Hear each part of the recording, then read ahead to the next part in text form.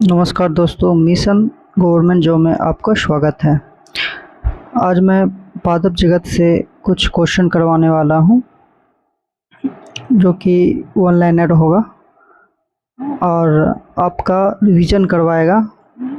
और मैं आपको 2 दिन तक ये बायोलॉजी का क्लास ऐसे 1 नंबर क्वेश्चन लेके आऊँगा। तो चलिए देखते हैं कौन कौन से क्वेश्चंस हैं, जो कि रिवीजन करने में बहुत आसानी होगी, इसलिए एक बार पूरी तरह आप वीडियो ज़रूर देखें। देखिए दोस्तों, वह संरचना जो ब्रायोफाइट गैर संवहनी पौधा और फर्न में शुक्राणु कोशिका का उत्पादन और धारण करती है, क्या कहलाती है? कहलाती है इथेरिडियम। एंथेरिडियम कहती है, इसको एथेरिडियम कहते हैं।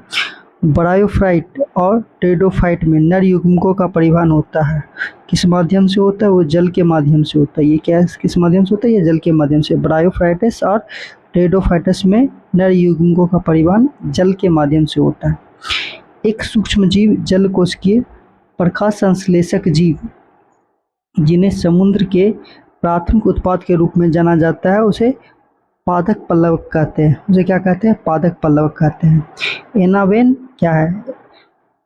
ये एक नील हरित शैवाल है। एनावेना क्या है? एक नील हरित शैवाल है।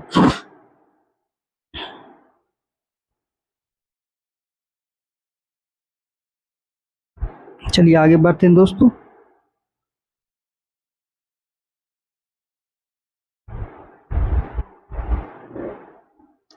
एनावेना एजोल, जो कि जली फर्न है की पत्ती में रहती है, क्या?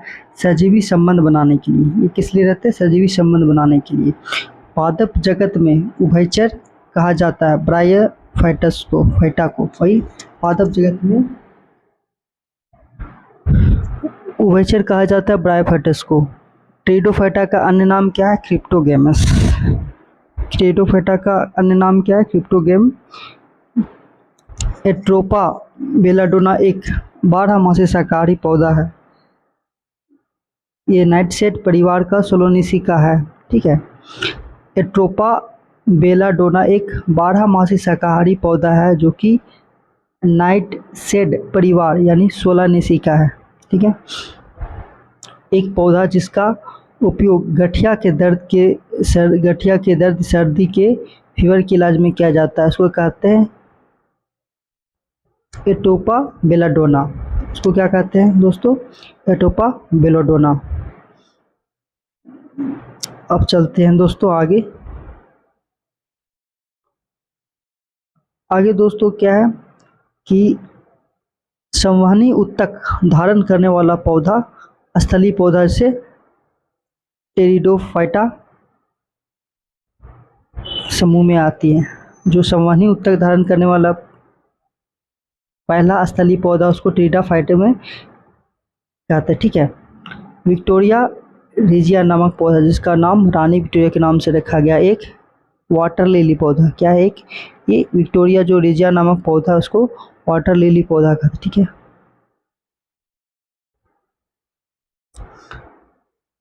दूसरा क्वेश्चन है, ऐसा पादप परिवार जिनमें फूलों की विशिष्ट रूप से सघन पुष्प कर्मों में समूहित किया जाता है, जो सतही तौर पर अलग अलग फूलों के समान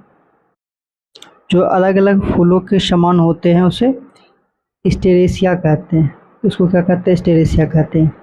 ऐसे पौधे जो पुष्प उत्पादित करते हैं और अपने बीजों को फल के रूप में धारण करते हैं, उसे आवृतजीवी एंजियोस्पर्म कहते हैं। ऐसे पौधे जो पुष्प उत्पादित करते हैं, अपने फलों को फल के रूप में धारण करते हैं, अपने बीजों को जो है फल के रूप में धारण करते, उसे आवृतबीजी या एंजियोस्पर्म कहते हैं। सीधा सीधी बोलिए कि जिसमें पुष्प उत्पादित होता है, फल होता है, उसे आवृतबीजी एंजियोस्पर्म कहते हैं। पौधे में पाए जाने वाले समान ओमेगा 3 फैटी एसिड को, जो हृदय रोग और स्ट्रोक को रोकने में मदद करता है, इसको क्या कहते हैं? ये होता है अल्फा लिनोलेनिक एसिड। ये कौन सा एसिड होता है इसमें? Alpha linolenic acid. जल रेशम, जलपरी की लेट और कंबल घास संदर्भित करता है किसे? स्पायरोगैरा को। ये रेशम, जल जल रेशम, जलपरी, किलनेट और कंबल घास किसमें आते हैं? वो स्पैरोगेरा को। ठीक है। मॉस और मॉर्केंसिया किनके अंतर्गत आते हैं? ये फाइलम ब्रायोफाइटा के। ये किसके अंतर्गत है? फाइलम ब्रायोफाइटा के। जिन पौधे की शारीरिक बनावट अच्छी तरह से विभेदित नहीं होती उसे वे अंतर्गत आते हैं थैलोफाइट समूह के। जिन पौधे की शारीरिक बनावट अच्छी तरह से विभेदित नहीं होते हुए अंतर्गत आते हैं ब्रायोफाइटस में। और जिन पौधे की शारीरिक बनावट अच्छी तरह से विभेदित नहीं होते हुए अंतर्गत आते हैं थैलोफाइट समूह में। जिन पौधे शारीरिक बनावट अच्छी तरह से विभेदित नहीं होते उसे अंतर्गत है थैलोफाइट समूह में। साइकस और पाइनस पौधे उदाहरण है अनावृत बीजी के। साइकस और पाइनस जो है अनावृत बीजी के उदाहरण है। क्लोरोफायसी एक वर्ग है हरे शैवाल का।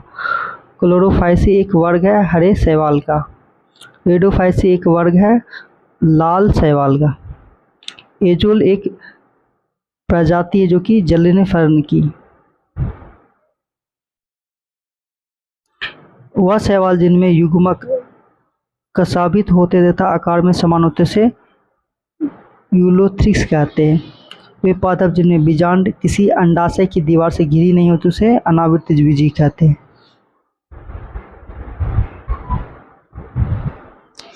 पुष्पे पादप का एक परिवार जो एक व्यास से सम्मित है उसे फैबेसी परिवार कहते हैं।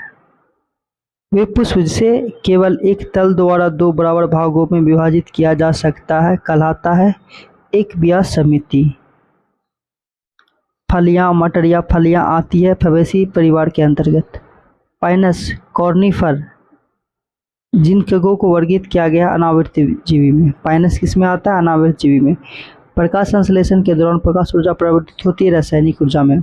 एगर प्राप्त होता है कहाँ से? लाल शैवाल से। एगर कहाँ प्राप्त होता है? लाल शैवाल से।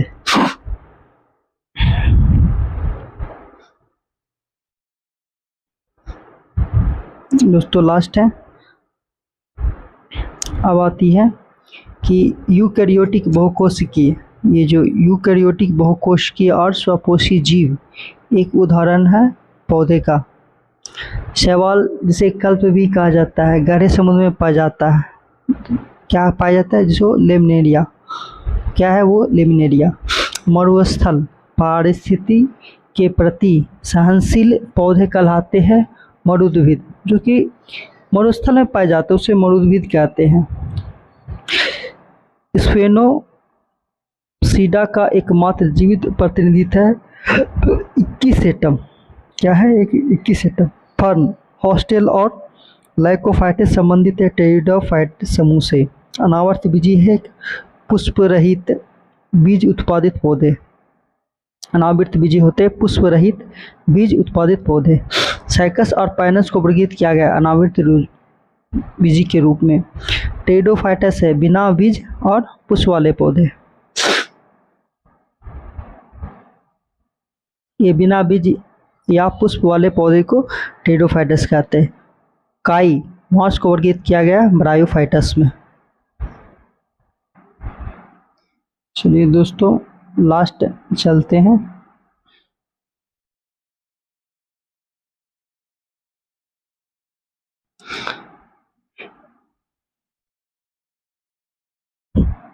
देखिए फर्न, हॉस्टेल और लाइकोफाइटस संबंधित है टेरिडोफाइट समूह से। अनावृत बीजी है जो बीज रहित है बीज उत्पादित पौधे हैं उसके लिए। साइकस और पाइनस को वर्गीकृत किया गया अनावृत बीजी के रूप में।